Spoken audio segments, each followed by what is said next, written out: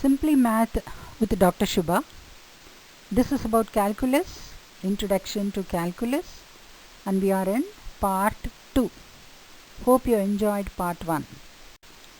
In the first video, we learnt the concept terms, dependent terms and independent terms. Now we are going to learn limit and continuity.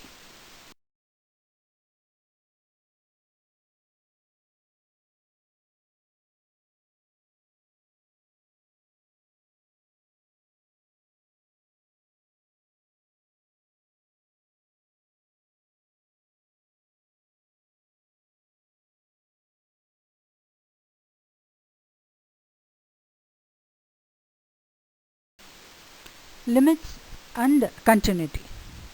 17th century, that can be considered as the century of genius, because only in those period we had brilliant discoveries, and math wizards, physics wizards were there.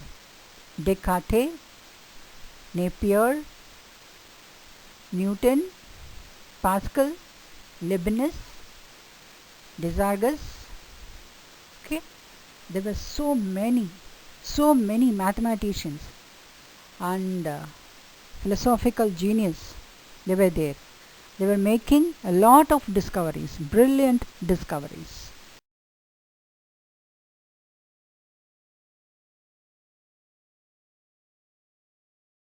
So in the 17th century, Sir Isaac Newton, through his attempt to understand nature, that is, he saw apple falling down and why everything is falling down, why things are not going up. He reflected on that and he discovered law of gravitation.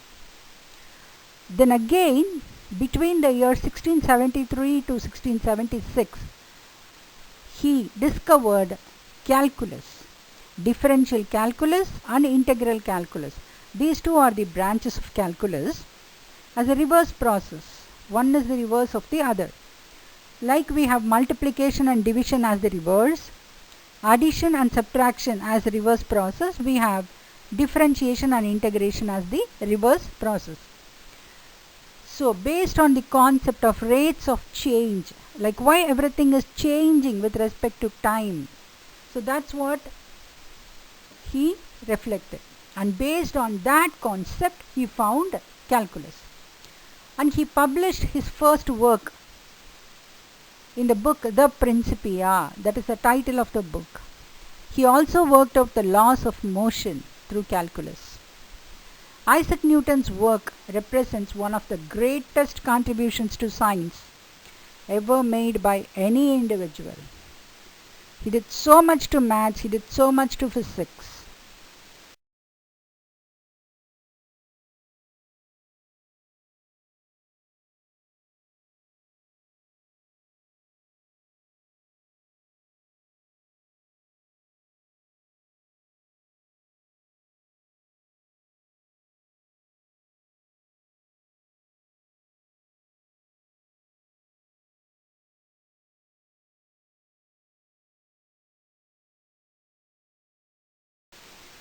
Now the basic concept of calculus we saw the rate of change.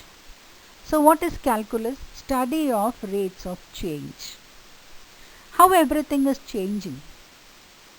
How much do they change in a given time? See, you can think about so many things which are changing. Every minute, the cells in our body, they are changing. And you see visibly, if you want to see the change, stage 1, the egg, and you see the caterpillar, the pupa stage, and see the beautiful butterfly. So it's changing. Now this change is visible. There are some changes which are not visible. Your child is growing with you. Every day you see your child. But she is growing. Suddenly you see your child as a big girl or a boy. It's a big one. Grown up. How come? The change is not sudden. The change is happening. And what is the rate of change? It's very slow, that it is not even noticeable. Okay. So in the universe everything is changing, and the study of rate of change is called calculus. It's being studied under the broader concept calculus.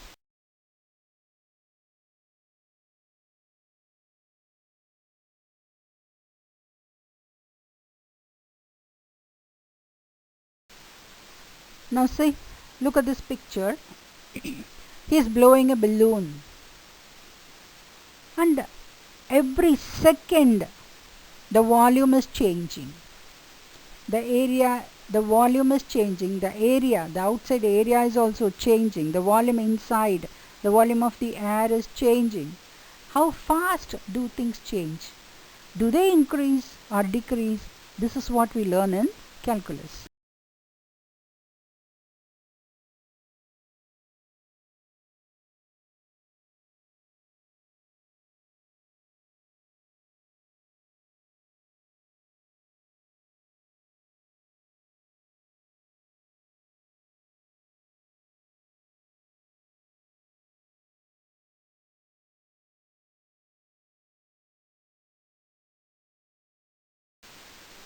When does a change in quantity become the largest or the smallest? You see, here the egg is breaking and a chick is coming out. There is a change.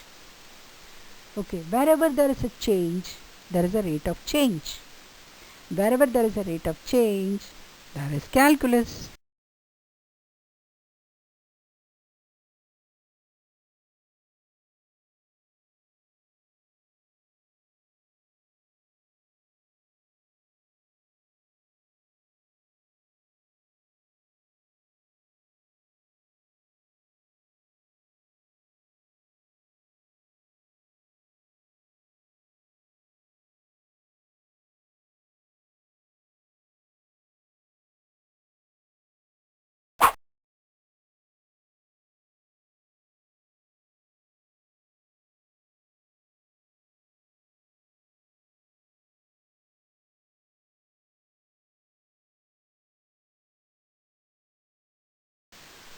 This is also one of the example.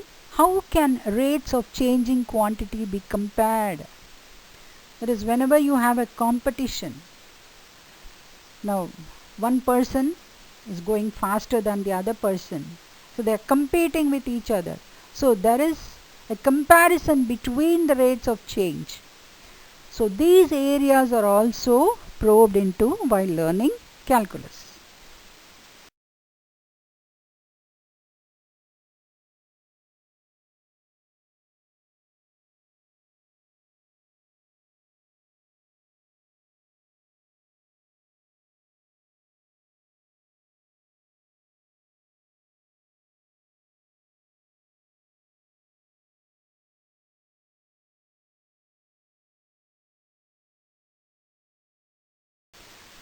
Now let's see limits and continuity. So limits are something that we test every day. We saw in the first part of calculus what is a limit. How fast can we drive before the officer will pull us over? How does the officer react as we get closer and closer to the speed above which we normally issue tickets? See, in the US they issue ticket. If you go very fast, they'll stop you and they'll give you a ticket. But here if you go over speed also, nobody is bothered. But now things are changing. Okay, so you should have a limit. You should not exceed the limit.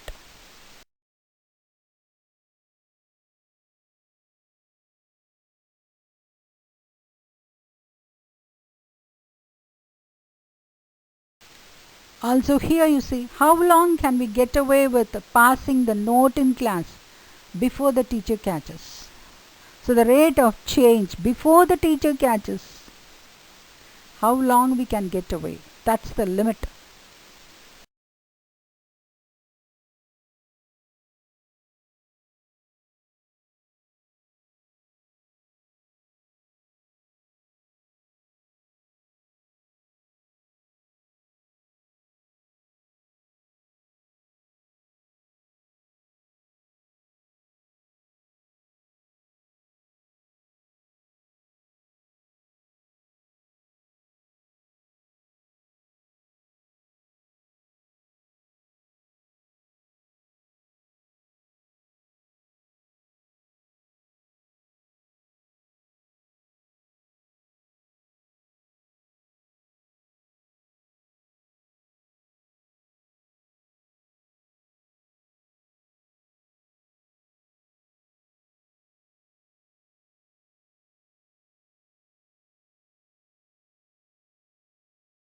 So here we see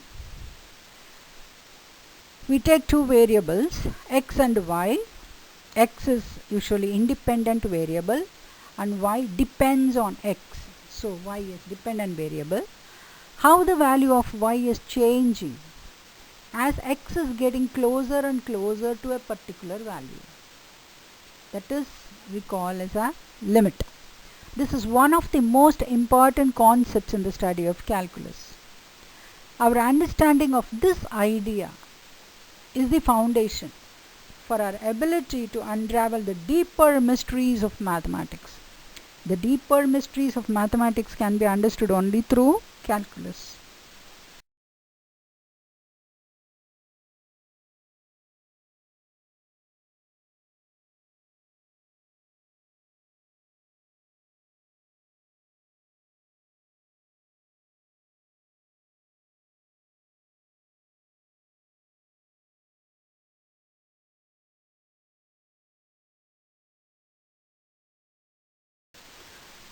In 1964, Leibniz, one of the developers of calculus, introduced the word function, which forms the basic in all branches of sciences.